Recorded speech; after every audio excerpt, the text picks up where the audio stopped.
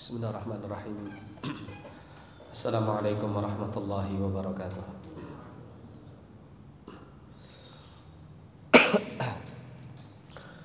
Alhamdulillahi rabbil alamin. Wassalatu wassalamu ala asyrafil anbiya'i wal mursalin nabiyina Muhammadin wa ala alihi wa sahbihi ajma'in.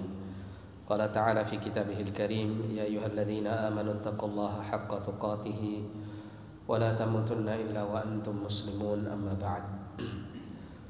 Ma'asyiral muslimin wal muslimat rahimani wa rahimakumullah. Alhamdulillah, pada malam hari ini kita kembali dipertemukan oleh Allah Ta'ala untuk melanjutkan pembacaan kitab Tazkiyatun Nafs, yang kali ini kita masuk pada pembahasan gizi yang menghidupkan hati.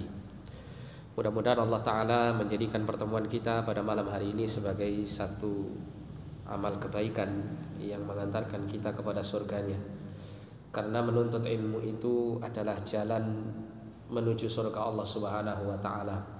Sebagaimana Nabi sallallahu alaihi wasallam mengatakan, "Man salaka tariqan yaltamisu fihi ilman, sahalallahu lahu bihi tariqan ilal jannah." Barang siapa yang menempuh satu jalan atau satu usaha, satu cara untuk mencari ilmu agama Allah taala, maka kelak Allah taala akan mudahkan baginya untuk menempuh jalan menuju surganya. Amin ya rabbal alamin. Gizi yang menghidupkan hati. Penulis mengatakan perlu diketahui ketaatan merupakan kebutuhan pokok hati seorang hamba. Permisalannya laksana kebutuhan makan dan minum bagi tubuh. Adapun kemaksiatan laksana makanan beracun yang pasti merusak hati. Di sini seorang hamba membutuhkan ibadah kepada Allah dan pertolongannya. Ya, kita tahu bahwasanya kita hidup itu terdiri dari roh dan jasad. Ya, kebutuhan roh dan kebutuhan jasad itu wajib dipenuhi. Namun kebutuhan jasad dan kebutuhan roh kebutuhannya berbeda. Jika jasad kebutuhannya adalah makan makanan yang bergizi, minum minuman yang bagus, ya, menghindari makanan-makanan yang mengandung racun dan merusak tubuh, maka roh juga membutuhkan makanan yang bisa menghidupkannya. Ya, namun tentu sangat berbeda antara kebutuhan roh dengan kebutuhan jasad. Adapun kebutuhan roh atau kebutuhan hati itu adalah untuk mentaati Allah.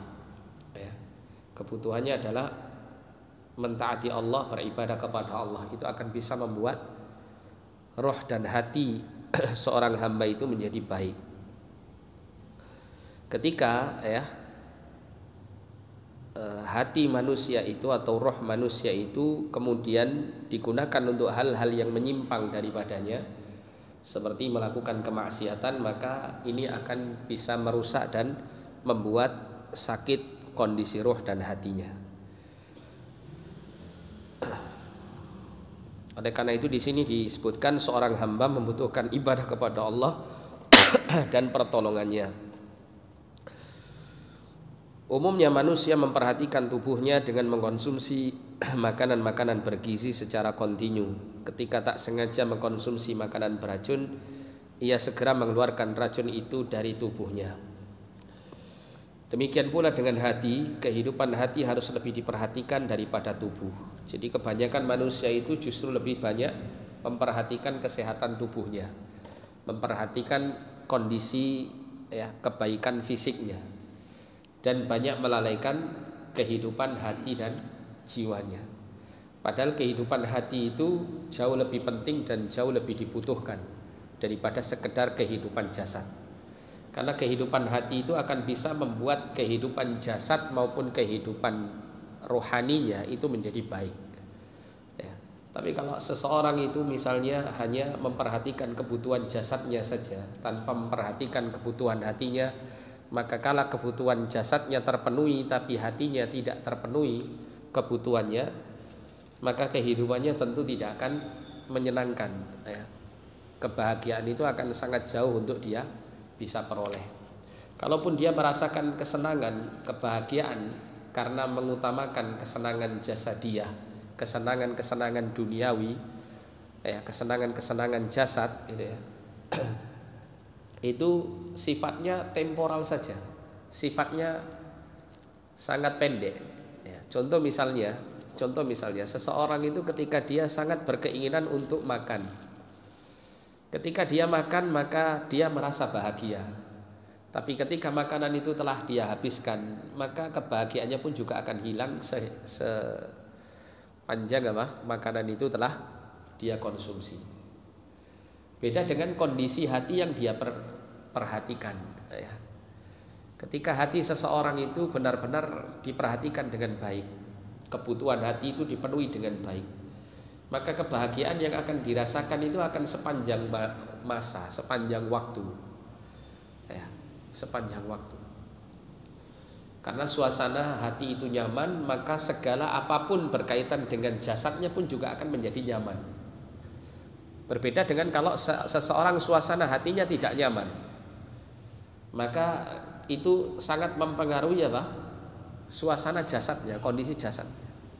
Meskipun dia sudah berusaha semaksimal mungkin untuk memperbaiki jasadnya, tapi karena kondisi hatinya ini dia tidak perhatikan ya, dari sisi perbaikannya, maka yang terjadi hidupnya tetap tidak akan merasa bahagia. Dikatakan di sini demikian pula dengan hati. Kehidupan hati harus lebih diperhatikan daripada tubuh. Apabila tubuh yang sehat membuat seseorang hidup tanpa dipersulit penyakit, hati yang sehat membuatnya bisa menjalani kehidupan yang baik di dunia dan kebahagiaan tanpa batas di akhirat. Begitu juga jika kematian tubuh memutus seorang dari kehidupan dunia, kematian hati bisa menyisakan duka, derita dan abadi. Oleh karena itu kalau kita perhatikan ya, orang-orang soleh terdahulu, Allah Ta'ala banyak memilih untuk mereka kehidupan yang secara fisik, secara duniawi, fisik duniawi, kehidupan jasadiah, itu kehidupan yang sangat sederhana, kehidupan yang sangat-sangat minim bahkan kita katakan. Contoh saja kita lihat bagaimana sosok manusia yang paling kita teladani, yaitu Rasulullah SAW. Allah memilih untuk kehidupan Rasul itu dengan kehidupan yang sangat sederhana sekali. Rasulullah hidup dengan rumah yang kecil, kemudian tidur dengan alas yang kasar. Rasulullah tidak pernah beliau dan keluarganya itu kenyang dengan roti gandum selama 3 hari berturut-turut selama hidup di kota Madinah kala itu. Lebih sering mengkonsumsi kurma dan air putih, jarang sekali makan makanan yang lezat, dan banyak sekali berbagai macam kesulitan-kesulitan yang kalau kita perhatikan betapa beratnya kehidupan Rasul Shallallahu Alaihi Wasallam. Tapi itu adalah kehidupan yang Allah Ta'ala pilihkan untuk Nabi. Dan tentunya ketika Allah memilihkan kehidupan itu untuk Nabi Shallallahu Alaihi Wasallam, manusia yang paling dicintainya, maka tentu itu adalah pilihan yang paling baik. Itu adalah pilihan yang terbaik. Kalau kita perhatikan dari sisi nilai jasadnya, nilai duniawinya, maka jelas hal itu tentu berat, bukan kehidupan yang nyaman. Tapi kalau kita merujuk kepada apa yang senantiasa Nabi Shallallahu Alaihi Wasallam itu sampaikan kepada kita, bahwa inti daripada kehidupan itu adalah terletak pada bagaimana dia memiliki hati, gitu ya. Maka di situ kita akan mendapati bahwa Allah memilih kehidupan untuk Nabi dengan kehidupan demikian itu sangat bagus, kehidupan yang luar biasa. Kenapa? Karena kehidupan yang dilalui oleh Nabi Shallallahu Alaihi Wasallam itu lebih banyak mengedepankan keadaan hati, ya, perhatian kepada hati daripada kepada jasad dan fisik. Yang mana kalau jasad dan fisik itu kenikmatannya hanya sementara dan pendek-pendek durasi waktunya, namun kebahagiaan hati, kebahagiaan jiwa itu panjang, ya, dirasakan sangat lama, dan itu nanti akan berimbas dengan kebahagiaan yang abadi kelak sampai di akhirat. Oleh karena itu Nabi mengajarkan kepada kita untuk mengukur kekayaan itu bukan kekayaan bersifat materi, Tapi Nabi mengajarkan kepada kita bahwa kaya itu adalah terletak pada hati. Ya, laisal ghina an kathratil aradi walakinnal ghina ghinan nafs. Bukanlah kekayaan itu dengan banyaknya materi yang dimiliki, akan tetapi kekayaan itu adalah kayanya hati. Nabi sering mengajarkan kepada kita itu hal-hal yang lebih bersifat pada perkara rohani. Karena memang penentu kebahagiaan, kelapangan itu terletak pada jiwa seseorang. Jasadnya, fisiknya bagus, hartanya banyak, tapi hatinya dalam keadaan tidak baik-baik saja, maka kehidupannya tidak akan nyaman. Kehidupannya tidak akan membahagiakan dan tidak akan menenteramkan. Ketika seseorang dalam kondisi secara fisik materi tidak memiliki kelebihan, tapi Allah jadikan hatinya sangat lapang, jiwanya sangat tenang, gitu ya. Rohnya sangat bahagia dengan banyak mengingat Allah Subhanahu wa taala, maka kehidupannya akan menjadi baik-baik saja, bahkan kehidupannya akan menjadi terkesan sangat bahagia. Dan itulah salah satu ya yang dicontohkan Nabi SAW dalam kehidupan beliau. Nabi itu ya memilih kehidupan yang sederhana, namun ya kesederhanaan itu justru mendatangkan ya, kebahagiaan karena kelapangan hati Nabi SAW.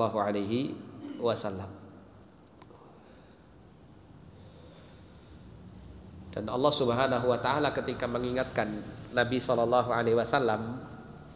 tentang nikmat-nikmat yang Allah berikan dalam surah Alam Nashrah itu ya, Allah pertama kali menyebutkan tentang kelapangan hati. Alam nashrah laka sadrak. Bukankah kami telah melapangkan hatimu wahai Muhammad sallallahu alaihi wasallam?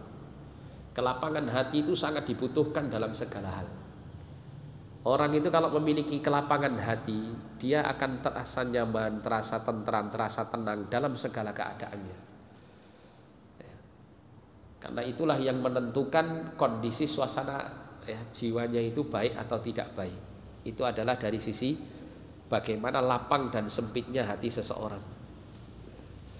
Oleh karena itu untuk meraih hal ini dibutuhkan perhatian kepada hati itu sangat lebih ya, daripada perbaikan fisik.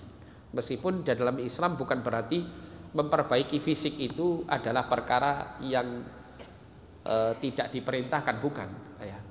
Islam juga sangat menjaga agar manusia tidak menjatuhkan ya, jasadnya itu di dalam perkara yang membinasakannya. Namun ketika seseorang itu menyibukkan diri pada perkara fisik dan melalaikan keadaan hati dan jiwanya, maka ini adalah perkara yang tercela di dalam agama. Seorang soleh berkata, aneh sekali manusia menangisi orang yang mati jasadnya, namun tidak menangisi orang yang mati hatinya. Padahal keadaan ini lebih parah. Jadi karena orang itu jika jasadnya mati ya sudah, berarti matilah jasadnya. Berhenti sudah hidupnya sampai di situ. Tapi kalau hatinya yang mati, itu kebinasaannya akan terus terbawa meskipun jasadnya sudah mati, dengan azab yang akan dia hadapi setelah kematian jasadnya. Oleh karena itu, jika kita melihat dari poin ini, maka tentunya menjaga ya, kebaikan hati itu lebih diutamakan daripada sekedar menjaga kebaikan fisik. Namun sekali lagi bukan berarti kebaikan fisik ini diremehkan ya dalam Islam, dah. Tetap diperhatikan, tapi tidak menjadikan hal itu sebagai prioritas utama yang mengungguli perhatian seorang hamba kepada kebaikan hatinya. Untuk itu seluruh ketaatan merupakan kebutuhan bagi kehidupan hati, khususnya zikir kepadanya, membaca Al-Quran, istighfar, doa, salawat kepada Nabi, dan qiyamul lail. Ketaatan-ketaatan seperti ini sangat penting dan diperlukan hati. Jadi untuk supaya hati itu menjadi baik, menjadi nyaman, menjadi lapang, maka dibutuhkan adanya ibadah. Karena ibadah dan ketaatan itulah sumber kehidupan hati. Termasuk juga ilmu ini sumber kehidupan hati. Dengan seseorang memperbanyak ketaatan dan ibadah serta menuntut ilmu agama, maka hatinya akan menjadi semakin hidup dan semakin baik. Nah, di sini disebutkan ya, di antara perkara yang menghidupkan hati adalah zikrullah. Syekhul Islam Ibnu Taimiyah menyampaikan pentingnya zikir bagi hati.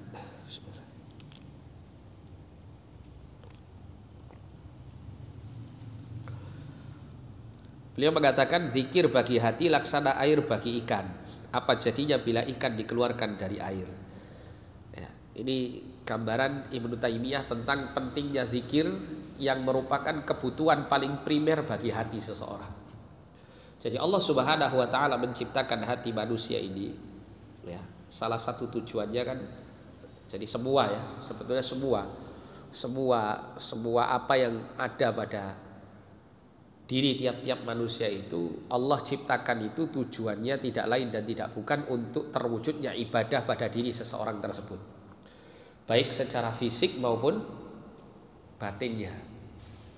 Allah menciptakan fisik kita sekaligus hati dan roh kita. Ini semuanya adalah dengan tujuan untuk mewujudkan ubudiyah, penghambaan kepada Allah. Kala semua komponen yang Allah ciptakan pada diri kita ini kita gunakan untuk selain tujuan beribadah kepada Allah, maka ini tentu tidak selaras dengan tujuan Allah Ta'ala menciptakan dan pada akhirnya akan mengantarkan kepada kebinasaan. Sebagaimana seseorang misalnya menggunakan barang-barang tertentu yang diciptakan dengan fungsi tertentu namun digunakan untuk fungsi yang lain. Misalnya Anda punya handphone, Anda sudah mengetahui handphone ini diciptakan untuk alat komunikasi dan semacamnya, tapi kemudian Anda gunakan untuk mengganti fungsinya palu misalnya, untuk apa? Ya, untuk nuduk paku. Apa yang terjadi? Ya tentu rusak. Kenapa? Karena tidak sesuai dengan fungsi dan tujuan diciptakannya handphone tersebut. Sama dengan kondisi ketika Allah menciptakan kita manusia dengan berbagai macam komponen ini, mulai dari fisik maupun batin, ya, zahir maupun batin. Allah ciptakan dengan tujuan untuk beribadah. Tapi ketika kita gunakan semua komponen yang Allah berikan kepada kita ini untuk sesuatu yang bukan untuk mewujudkan ibadah kepada Allah, maka tentu ini akan mengarah kepada kebinasaan. Termasuk juga hati ini diciptakan dengan tujuan untuk taqarrub, mendekatkan diri kepada Allah, untuk beriman, untuk taat kepada Allah Subhanahu wa taala. Maka kalau hati seseorang tidak digunakan untuk mentaati Allah, untuk zikrullah, maka yang terjadi adalah hati itu akan menuju kepada kebinasaannya.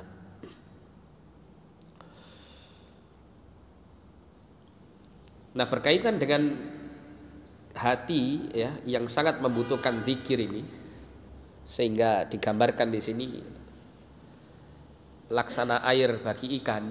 Ikan apabila dia dikeluarkan dari air maka pasti dia akan mati gitu ya. Sebagaimana hati itu jika dijauhkan dari zikrullah maka dia pasti akan mati.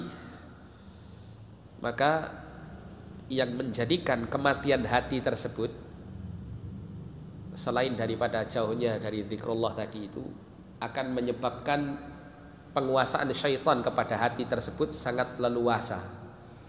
Karena zikrullah itu adalah alat pengusir syaitan yang ada di dalam hati manusia. Kalau hati manusia itu dipenuhi dengan zikrullah, maka syaitan akan kesusahan untuk masuk ke dalam hati ini.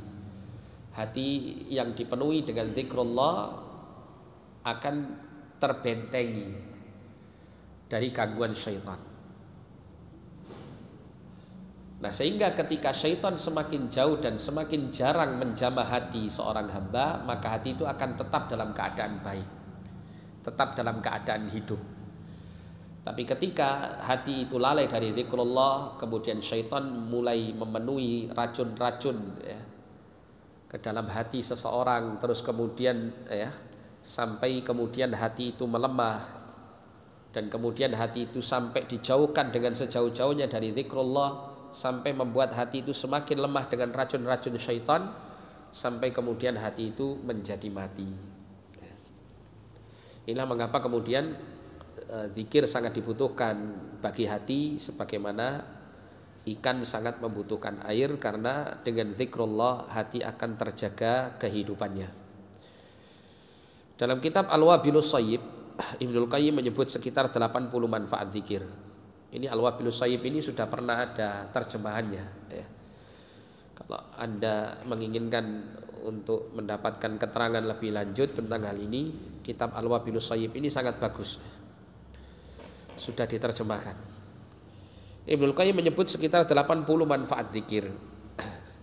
Berikut akan kami nukil sebagian di antaranya, tapi kami menyarankan untuk merujuk buku yang dimaksud mengingat manfaatnya yang besar. Di antara faedah yang beliau sebutkan adalah yang pertama, zikir adalah makanan pokok bagi hati dan rohani.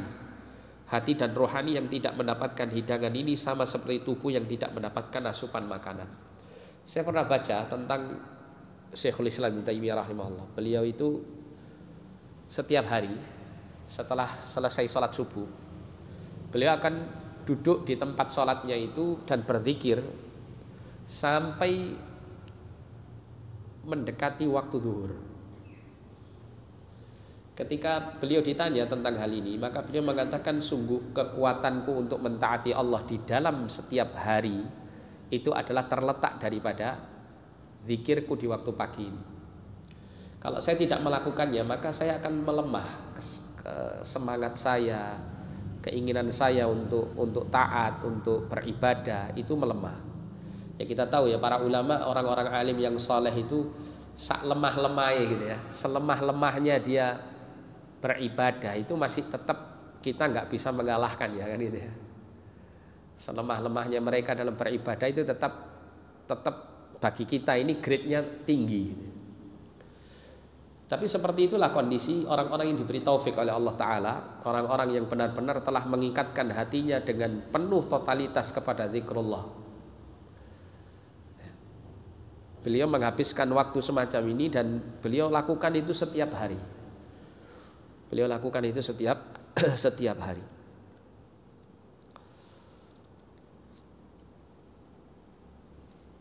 Kemudian yang kedua, zikir dapat mengusir, mengekang dan mengalahkan syaitan. Allah menyebutkan dalam Al-Quran, wa may ya'shu 'an dzikrir rahman nuqayyid lahu syaitanan fahuwa lahu qarin.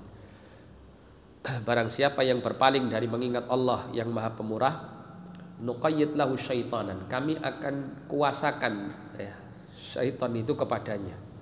Fahuwa lahu qarin, maka syaitan itu akan menjadi teman terdekatnya. Jadi syaitan itu benar-benar akan menguasai orang yang lalai dari zikrullah. Nah, seberapa banyak dia lalai, seberapa seringnya dia lalai ya, jauh dari zikrullah, maka selama itulah syaitan akan berkuasa pada hati seseorang.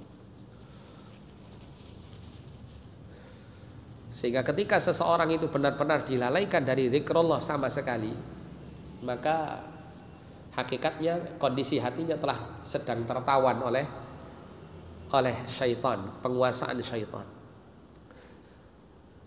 Nah, sehingga tidak ada jalan lain ya untuk menyelamatkan hati seseorang itu kecuali dengan zikrullah ya, dari gangguan syaitan ini.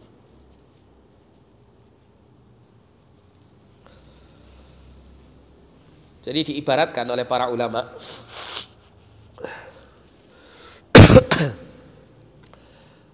bahwa zikrullah itu ibarat benteng yang sangat kokoh. Sedangkan hati itu diibaratkan seseorang yang berlari dikejar oleh musuh. Nah, musuh ini syaitan. Tidak ada tempat untuk berlindung yang lebih kuat dari gangguan musuh ini kecuali jika memasuki benteng yang kokoh tersebut. Maka ketika seseorang ini masuk ke dalam benteng itu, maka dia pada akhirnya mendapatkan keamanan dari serangan musuh ini. Maka benteng yang kuat ini diibaratkan sebagai zikir kepada Allah. Kalau seseorang itu memasuki ya, benteng zikir ini, maka syaitan akan kesulitan untuk mengganggu hatinya. Oleh karena itu orang kalau mudah diganggu setan, diganggu jin, itu berarti dia kurang zikirnya.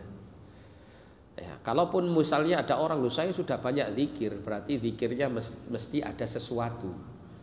Ada yang tidak tepat pada zikirnya. Imma tidak sesuai tuntunan syariat, atau zikirnya itu tidak maksimal, tidak benar-benar menghadirkan hati di dalam zikir. Tapi kalau seseorang itu banyak berzikir kepada Allah Subhanahu wa taala, maka sangat sulit syaitan untuk mengganggunya. Ya, sangat sulit syaitan untuk mengganggunya. Kemudian yang ketiga, zikir dapat mendatangkan ridha Allah. Ya, karena zikir adalah satu amal yang sangat dicintai oleh Allah, maka tentunya ya, Allah meridhai, ya, Allah ridha dengan apa? Zikir ini. Seperti contoh misalnya seseorang membaca bismillah setiap kali makan dan minum. Ya. Mengucapkan alhamdulillah setiap selesai makan dan minum. Nabi mengatakan bahwa sesungguhnya Allah benar-benar ridha kepada orang apabila dia makan suatu makanan kemudian dia mengucap falyahmaduhu alaih, dia membaca pujian kepada Allah atasnya, alhamdulillah. Dan ketika dia minum ya, dengan suatu minuman kemudian dia mengucapkan alhamdulillah atas minuman tersebut ya.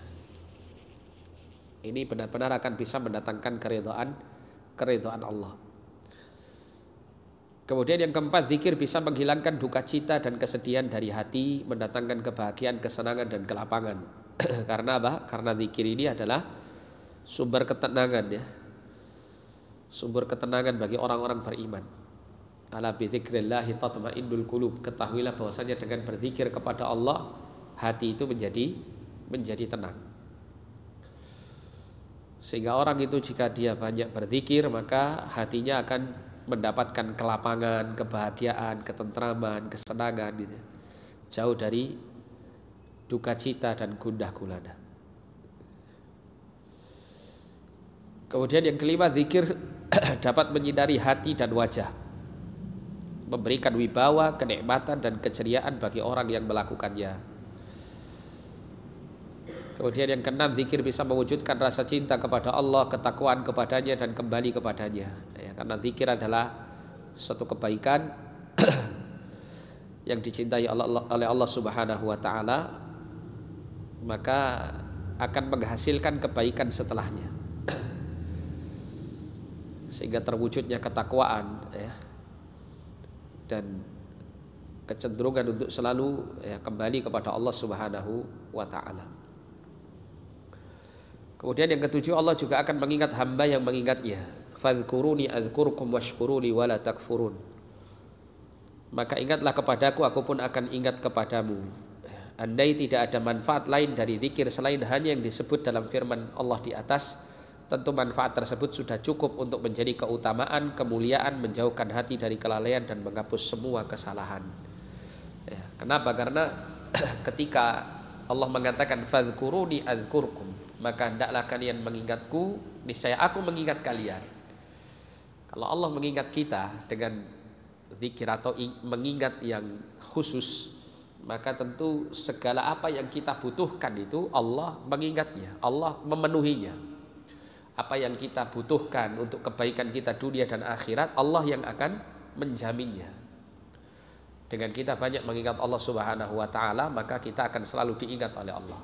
Kita akan dilindungi, kita akan dijauhkan dari berbagai macam keburukan. Kita akan dipenuhi segala kebutuhan kita. Kita akan diperjalankan di atas kehidupan yang mengantarkan kita kepada kebahagiaan dunia dan akhirat. Kita akan selalu dituntun di atas hidayah. Makanya di dalam ayat yang lain Allah mengatakan wala dzikrullahi akbar ya. Dan benar-benar zikrullah itu lebih besar. Ada yang memberikan penafsiran zikrullah akbar, zikir kepada Allah itu lebih besar, maknanya adalah amal zikrullah itu tidak ada yang bisa melampauinya ya, tidak ada yang bisa mengalahkan keutamaannya. Ada juga yang berpendapat wala dzikrullahi akbar, maksudnya adalah ketika seorang hamba itu mengingat Allah, kemudian Allah mengingat dia, maka Allah ketika mengingat sang hamba yang berzikir kepadanya ini adalah yang lebih besar. Ya, jadi ingatan Allah kepada seorang hamba yang mengingatnya itu lebih besar daripada sekedar ingatan hamba kepada Allah. Makanya betul kata penulis di sini, andai tidak ada manfaat lain dari zikir kecuali disebutkan ayat ini, fadhkuruni adzkurkum. Ya, ingatlah kalian kepadaku, niscaya aku akan mengingat kalian. Itu sudah sangat-sangat cukup. Karena makna aku mengingat kalian itu intinya tidak hanya sekedar mengingat, tapi apa? Akan memberikan segala kebaikan untuk hamba yang diingatnya. Nah, sehingga di sini tentu menunjukkan bahwa zikir itu kebutuhan kita, ya. Demi mendapatkan kebaikan yang banyak dari sisi Allah, maka kita dituntut untuk banyak mengingat Allah Subhanahu wa taala sebagai wasilah untuk meraih kebaikan yang banyak tersebut. Makanya kemudian Allah perintahkan kita untuk zikir dengan jumlah yang sangat banyak. Ya ayyuhalladzina amanu dzkurullaha dzikran katsira. Wahai orang-orang yang beriman, ya, ingatlah kepada Allah dengan zikir yang banyak. Bahkan Nabi sendiri mencontohkan, ya, karena Nabi sallallahu alaihi wasallam yadzkurullah fi kulli ahyani. Adalah Nabi sallallahu alaihi wasallam itu berzikir kepada Allah dalam semua keadaan beliau. Ya, jadi beliau tidak pernah nganggur, ya, dari berzikir kepada Allah Subhanahu wa taala.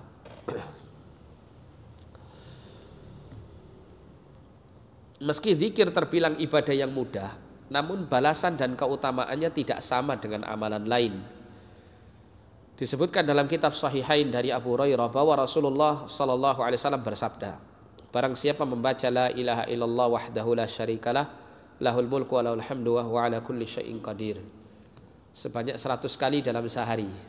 Bacaan ini setara dengan memerdekakan 10 budak, 100 kebajikan ditulis untuknya, 100 keburukannya dihapus darinya, dan bacaan ini menjadi pelindung baginya dari gangguan syaitan pada hari itu hingga sore. Tidak ada seorang pun yang membawa amal yang lebih baik darinya selain orang yang mengamalkan atau membaca zikir tersebut lebih banyak darinya. Ini diantara keutamaan zikir tertentu, ya. Kemudian juga disebutkan di sini Jabir meriwayatkan bahwa Nabi bersabda, barang siapa membaca subhanallah bihamdihi, sebuah pohon kurma ditanamkan untuknya di surga. Jadi satu kali mengucapkan subhanallah bihamdihi, ditanamkan satu pohon kurma di surga. Ibnu Mas'ud mengatakan, sungguh aku bertasbih kepada Allah beberapa kali lebih aku sukai daripada menginfakkan dinar di jalan Allah sejumlah ucapan tasbih tersebut. Menunjukkan bahwasanya, ya, zikir bertasbih kepada Allah dan zikir-zikir yang lain ini memiliki keutamaan yang besar. Oleh karena itu sampai diriwayatkan, ya, di antara para sahabat itu seperti Abu Hurairah radhiyallahu taala anhu, yang pernah kami baca itu beliau pernah kurang lebih 15.000 kali setiap hari itu beristighfar. 15.000 kali beliau beristighfar setiap hari, sehari semalamnya. Ini menunjukkan bahwa para sahabat, para salafus saleh itu benar-benar apa? Sangat menjaga zikir. Kemudian disebutkan zikir adalah obat kerasnya hati. Seseorang berkata kepada Hasan, wahai Abu Sa'id, aku mengadukan kepadamu kerasnya hatiku. Hasan pun berkata, cairkan hatimu dengan zikir. Jadi menunjukkan bahwa zikir ini obat kerasnya hati. Ya, namun zikir sebagai obat kerasnya hati ini bukan kemudian sekedar dilafatkan saja, tapi hendaklah apa? Direnungkan kandungannya. Ya, dilafatkan, direnungkan kandungannya. Dengan demikian maka akan menjadikan obat bagi kerasnya hatinya. Kemudian Makhul berkata, berzikir menyebut Allah adalah obat, sementara itu menyebut-nyebut manusia adalah penyakit. Ya. Jadi mengingat Allah itu adalah obat, mengingat manusia justru adalah penyakit bagi hatinya. Tapi di masa-masa sekarang tidak demikian. Banyak manusia lebih senang menyebut-nyebut orang-orang yang diidolakan daripada menyebut nama Allah Subhanahu wa taala atau menyebut zikir.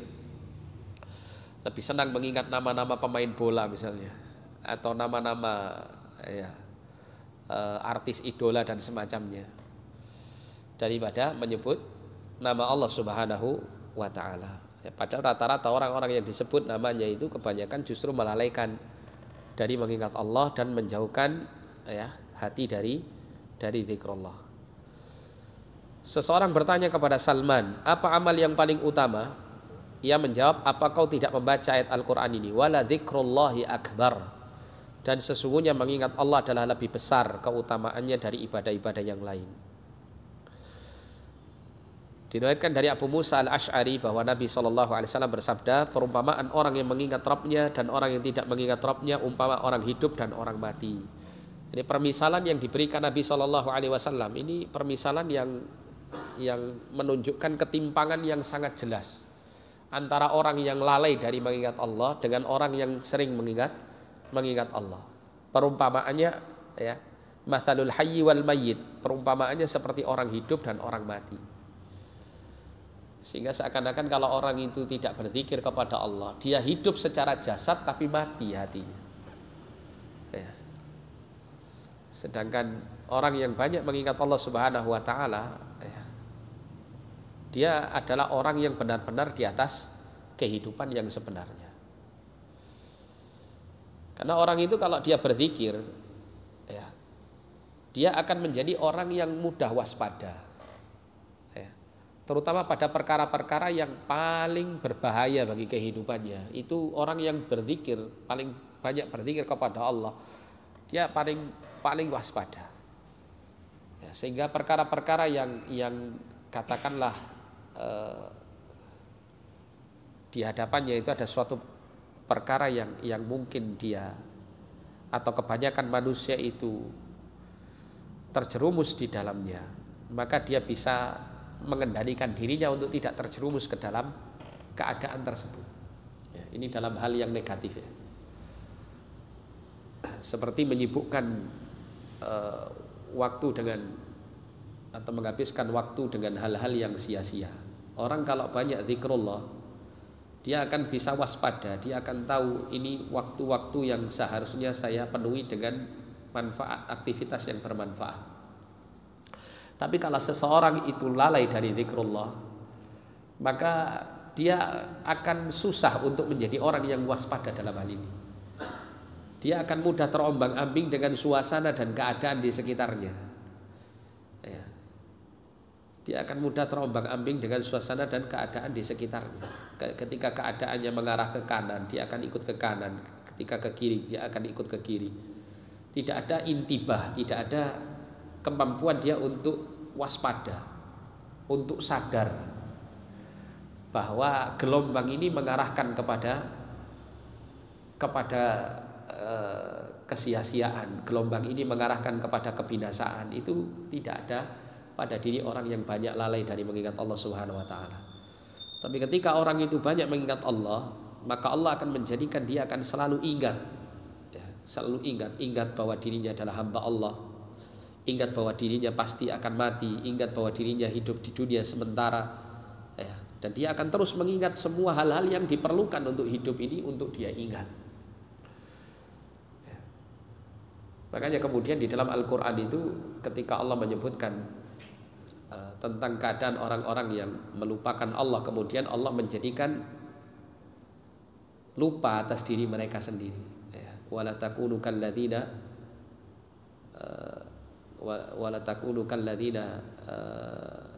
nasullah apa? Dan janganlah kamu menjadi orang-orang yang lupa kepada Allah Subhanahu wa Ta'ala, ya, sehingga Allah melupakan, ya, diri mereka itu atas diri mereka sendiri. Maksudnya apa? Maksudnya Allah jadikan, ya, mereka itu ketika lupa dengan Allah maka mereka akan dilupakan oleh Allah tentang keadaan hidupnya yang seharusnya dia beribadah kepada Allah Subhanahu wa Ta'ala. Dia akan hidup dengan mudah terombang-ambing dengan berbagai macam kesibukan duniawi. Dia akan dijauhkan dari mengingat Allah Subhanahu wa Ta'ala dan mengingat dirinya sebagai seorang hamba yang harus memenuhi hak-hak Allah Subhanahu wa taala. Ya. Fa ansahum anfusahum kan gitu ya. Maka Allah menjadikan mereka itu lupa atas diri mereka sendiri. Nah, ini yang menjadikan kemudian orang yang jauh dari mengingat Allah menjadi orang yang diumpamakan seperti orang yang mati daripada orang yang hidup. Kemudian Abdullah bin Bishr meriwayatkan bahwa seseorang berkata, "Wahai Rasulullah, amal kebaikan itu banyak sekali, namun aku tidak mampu melaksanakan semuanya. Maka beritahukanlah sesuatu kepadaku yang engkau kehendaki untuk aku jadikan pegangan. Jangan menyebutkan terlalu banyak sehingga aku lupakan." Beliau bersabda, ya, senantiasa basahilah lisanmu dengan menyebut Allah, dengan berzikir kepada Allah. Jadi zikrullah itu ya, merupakan kunci segala kebaikan. Ketika seseorang itu kesulitan untuk melakukan banyak kebaikan, ketika dia memulai kebaikannya dengan zikrullah, maka Allah berikan taufik kepadanya untuk bisa sedikit demi sedikit melakukan kebaikan-kebaikan yang banyak. Dan kalaulah seandainya dia tidak bisa menyempurnakan kebaikan-kebaikan yang sangat banyak ini, maka dengan zikirnya kepada Allah ini bisa menutupi kekurangan-kekurangan atas kebaikan-kebaikannya tersebut.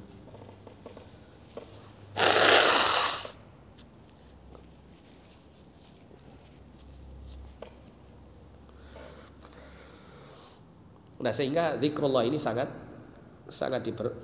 diperlukan. Dan kalau kita perhatikan ya, tidak ada satu ibadah pun yang nanti ketika kita berada di dalam surga yang tetap diperintahkan atau tetap menjadi sebuah amal yang dilakukan kecuali zikrullah. Ya.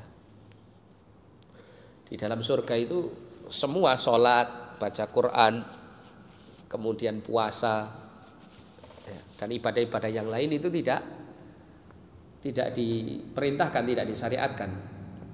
Tapi zikrullah Allah tetapkan sebagai salah satu bagian dari kehidupan para penghuni surga.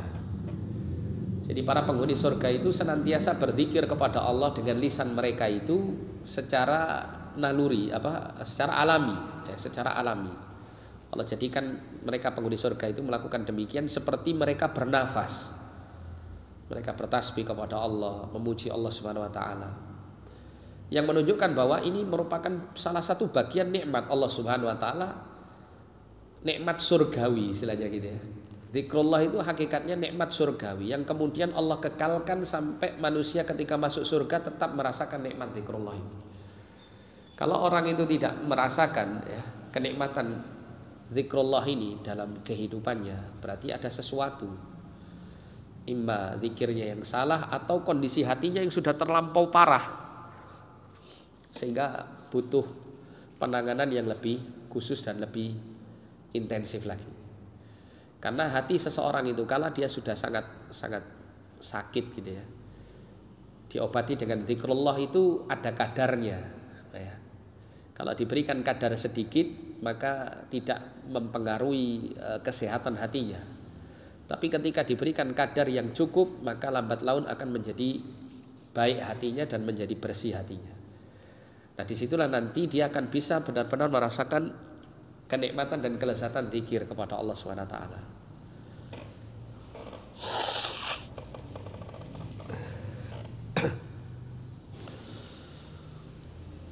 Berzikir memperbanyak saksi.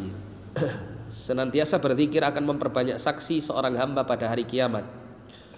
Zikir akan menyibukkannya hingga ia tidak punya waktu membicarakan tutur kata batil seperti ghibah, adu domba dan lainnya. Lisan sendiri terbagi menjadi dua, lisan yang berzikir dan lisan yang lalai. Ketika pintu zikir dibuka untuk seseorang, pintu masuk menuju Allah dibuka untuknya. Ia pun dipersilakan untuk membersihkan diri dan masuk menemui Allah. Ia pun mendapatkan apa yang ia inginkan di sisinya. Karena orang yang menemui Allah akan mendapatkan segala sesuatu. Namun orang yang kehilangan Allah berarti kehilangan segalanya. Ini ungkapan yang bagus ya. Karena orang yang menemui Allah akan mendapatkan segala sesuatu, namun orang yang kehilangan Allah berarti kehilangan segalanya. Kemudian disebutkan di sini jenis-jenis zikir. Zikir ada beberapa macam, di antaranya adalah menyebut nama-nama dan sifat-sifat Allah serta memuji dan menyanjungnya, seperti dengan mengucapkan subhanallah, alhamdulillah, la ilaha illallah, Allahu akbar, la haula wala quwata illa billah gitu ya. Kemudian zikir yang kedua mengabarkan tentang hukum dan nama-nama dan sifat-sifat Allah, seperti bahwa Allah mendengar suara para hambanya dan melihat seluruh gerak-gerik mereka, termasuk juga menyebut perintah dan larangan Allah, seperti dengan berkata Allah memerintahkan ini dan itu serta melarang ini dan itu. Ini juga bentuk zikir. Kemudian yang ketiga menyebut segala nikmat dan kebaikan Allah, ini juga zikir. Kemudian membaca Al-Quran, ini juga merupakan zikir kepada Allah Subhanahu wa ta'ala.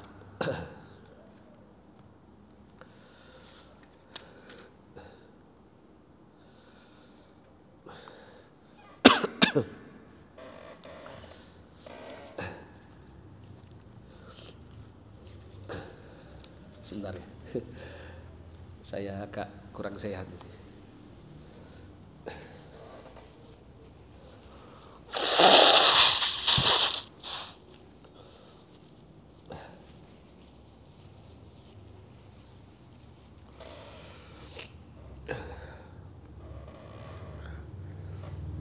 Dimatikan aja kalau.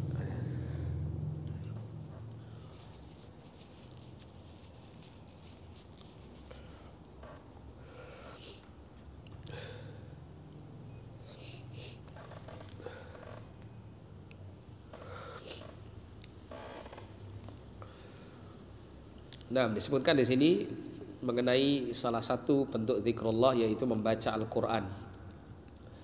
Membaca Al-Quran adalah zikir yang terbaik, karena Al-Quran mengandung obat hati dari segala macam penyakit.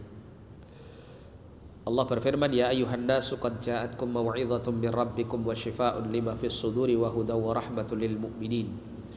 Wahai manusia, sungguh telah datang kepadamu pelajaran, yaitu Al-Quran dari Tuhanmu, sebagai penyembuh bagi penyakit yang ada dalam dada dan petunjuk serta kasih sayang bagi orang-orang yang beriman. Allah berfirman, dan kami turunkan dari Al-Quran sesuatu yang menjadi penawar dan rahmat bagi orang yang beriman, sedangkan bagi orang yang zalim, Al-Quran itu hanya akan menambah kerugian saja. Jadi Al-Quran ini ya adalah zikrullah yang terbaik, dan seseorang itu akan mendapatkan kemanfaatan daripada membaca Al-Quran jika dia membacanya dengan haqqa tilawatihi, dengan benar-benar membacanya. Bagaimana bentuk benar-benar membacanya? Yaitu kalau seseorang membaca kemudian berusaha mentadaburi dengan mengetahui arti dan kandungannya.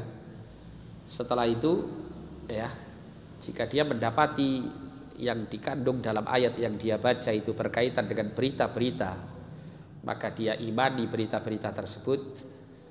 Ya, kalau dia berkaitan dengan surga, maka hal itu menjadikan dia termotivasi untuk berharap mendapatkan surga Allah dan termotivasi untuk melakukan amal-amal soleh.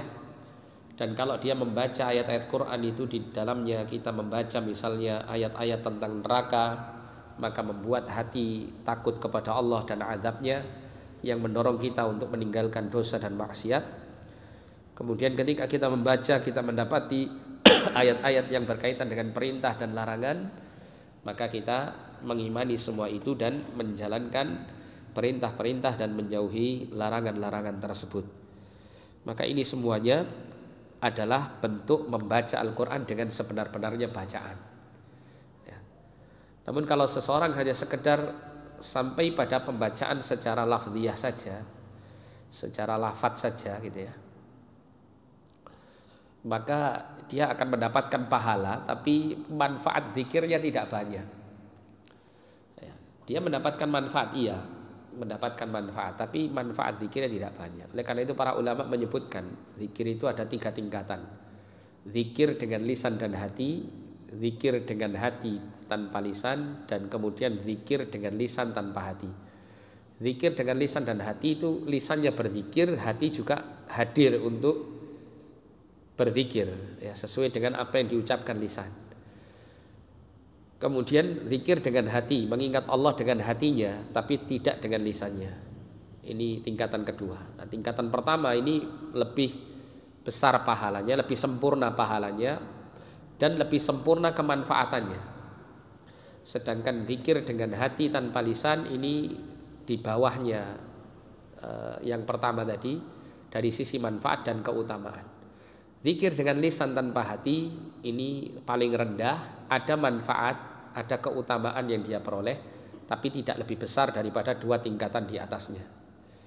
Nah, agar supaya maksimal, maka dalam membaca Al-Quran diperlukan pembacaan yang bersifat haqqa tilawatihi, yaitu dengan membaca disertai tadabbur dan pengamalannya.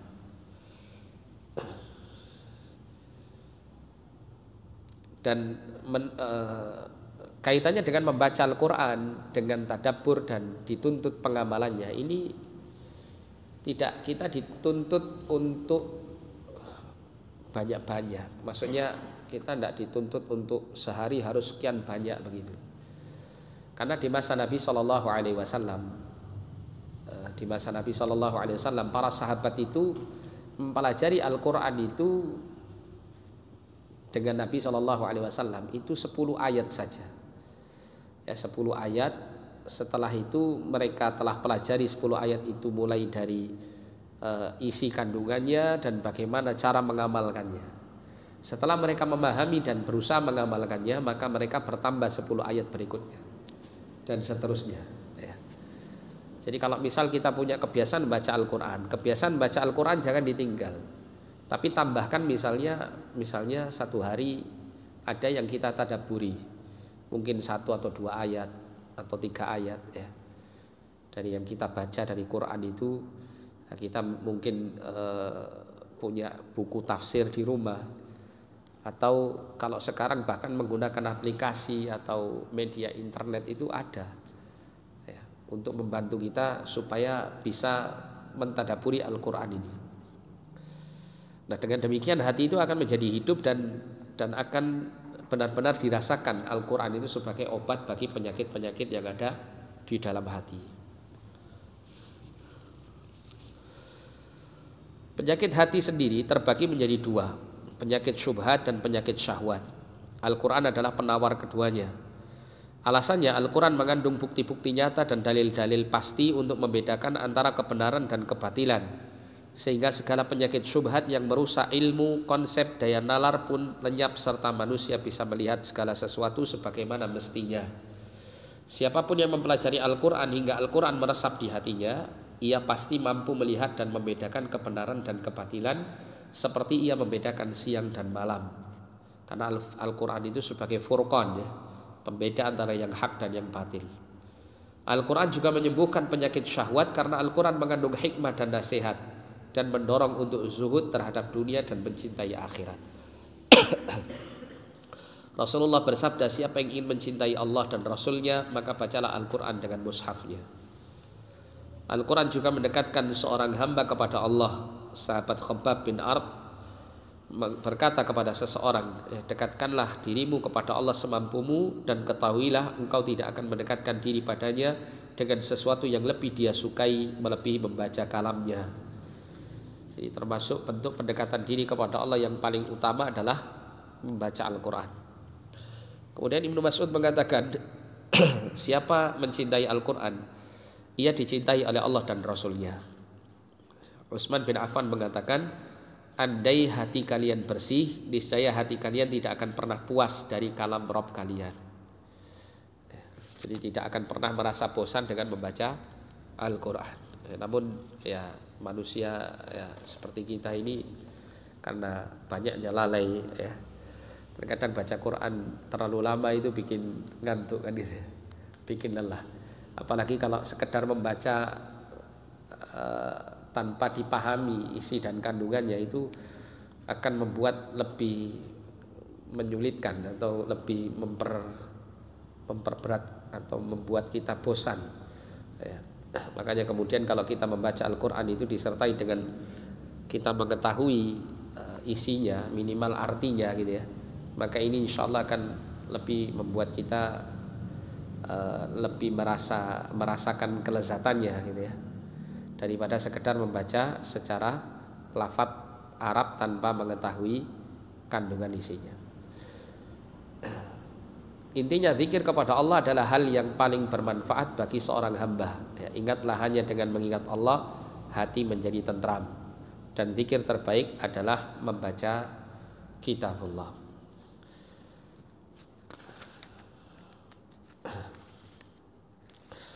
Nah, insyaallah untuk istighfar kita baca pada pertemuan berikutnya. Kita cukupkan sampai di sini. Jazakumullah khairan, barakallahu fikum. Ada pertanyaan sebelum ditutup mungkin?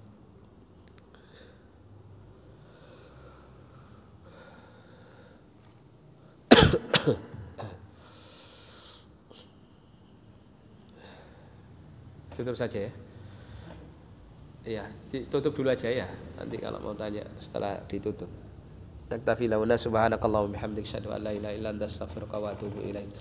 Wassallallahu ala nabiyina Muhammadin wa ala alihi wa sahbihi wasallam wa akhiru da'wana alhamdulillahi rabbil alamin. Wa lakum minkum assalamu alaikum warahmatullahi wabarakatuh. Iya, Mas.